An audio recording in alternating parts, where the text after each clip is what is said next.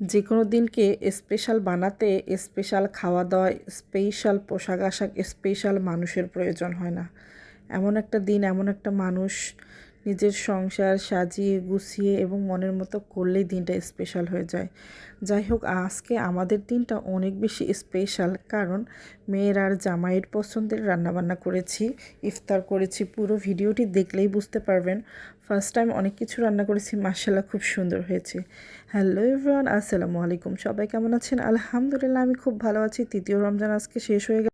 তো আজকে আমি ইফতার আর সিহরির জন্য এবং ইফতারের আয়োজন কি করলাম অবশ্যই জানাবো।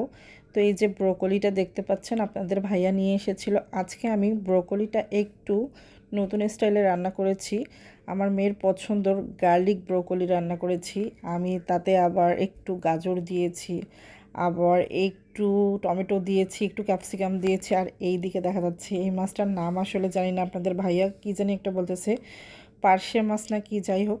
চট্টগ্রামে এসে কিন্তু একটা মজার জিনিস আছে, সেটা হলো মাছ খাওয়া হয়েছে নতুন আর ঘোরাফেরা। আর সঙ্গে আছে এই যে দেখছেন চিংড়ি মাছগুলো। এই চিংড়ি মাছগুলো অনেক বড় বড়ই ছিল, কিন্তু আপনাদের ভাইয়া আর আমি আজকে পরিষ্কার করেছি, আজকেই নিয়ে এসেছে। তো ইফতারের আয়োজনে আপনাদের ভাইয়া কিছু কিছু আইটেম কিনে নিয়ে এসেছিল। আর বাসায় ছোলা, টমেটো, গাজর, শসা এগুলো কেটে নিয়েছিলাম। আর কিছু ফ্রুটস কেটে নিয়েছিলাম। এগুলোই সাধারণ সাদামাঠা আমাদের স্পেশাল, এটাই আমাদের কাছে অনেক স্পেশাল ইফতার। অনেকের হয়তো টেবিল ভর্তি খাবার থাকে কিন্তু ভালোবাসা থাকে না, আলহামদুলিল্লাহ। তো আমার ইফতার করার পর সব রান্নাবান্না আমি সুন্দর করে কিচেন র্যাকের মধ্যে ঢুকিয়ে রেখেছিলাম। এখন সবগুলো বাইর করব, করে টেবিলে সার্ভ করব। আপনাদের ভাইয়া খুবই বেশি এক্সাইটেড।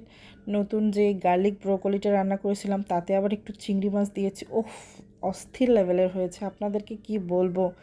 আমি তো, আপনাদের ভাইয়াও আমাকে একটু হেল্প করতেছিল, ও আমাকে একটু আদা কুচি করে দিয়েছে। বল, তুমি আজকে কি রান্না করতেছো? যে আমি করলাম নতুন, দেখো তুমি খেয়ে কেমন হয়। মনে মনে ভাবতেছিলাম, আল্লাহ আজকে কি মান সম্মান রক্ষা করতে পারবো। তো মাশাল্লাহ মাশাল্লাহ অনেক বেশি সুন্দর হয়েছে। আরও অনেক কিছু আইটেম রান্না করেছি।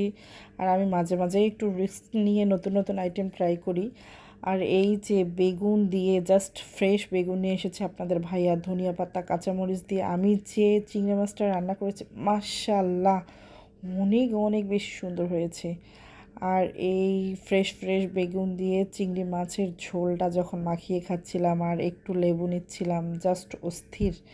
আর এই মাছটার নামটা আসলে জানা নাই, আপনাদের ভাইয়া কী জানি বলতেছে, ফাইসা না পার্শে, যাই হোক। চট্টগ্রামে তো অনেক সামুদ্রিক মাছ।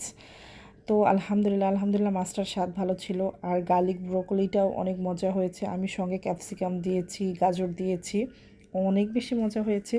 আমার মেয়ের খুবই পছন্দ হয়েছে। আর একটু করে লেবু নিচ্ছি, লেবু নিয়ে যখন মেখে খাচ্ছি, জাস্ট অস্থির বোম ব্লাস্ট হচ্ছিল মুখের মধ্যে। আপনাদের ভাইয়া খাওয়ার সময় বলতেছে, আপনাদের ভাইয়া খুবই মানে কম প্রশংসা করে যখন খুবই বেশি ভালো রান্না হয়। তো বলতেছে থ্যাংক ইউ সো মাচ, অনেক বেশি সুন্দর হয়েছে। আজকের খাওয়া দাওয়াগুলো তৃপ্তি করে খেতে পেরেছি। আসলে তিনটা রান্নাই অনেক বেশি সুন্দর হয়েছে। আর ও আজকে একদমই টোটালি সব কিছু রেডি করেছিল ইফতার, ওকেও অনেক থ্যাঙ্কস দিয়েছি, কারণ আমি অনেক বেশি রান্নাবান্নায় ব্যস্ত ছিলাম। আর আজকে মাছ নিয়ে এসেছিলো, এই পার্শে মাছটা, তারপর চিংড়ি মাছটা, সব কিছুই আপনাদের ভাইয়ার আমি একা একা দুইজনে বেছে পরিষ্কার করে রান্নাবান্না করতে, গোসল নামাজ, অনেক বেশি টায়ার্ড হয়ে গিয়েছি। তাই আজকে আমাকে ইফতারিতে ও হেল্প করেছে। যাই হোক, আপনারা কেমন আছেন, কোথায় আছেন, আপনাদের ইফতার কেমন চলতেছে, রোজা কেমন চলছে, অবশ্যই জানাবেন। আল্লাহ হাফেজ।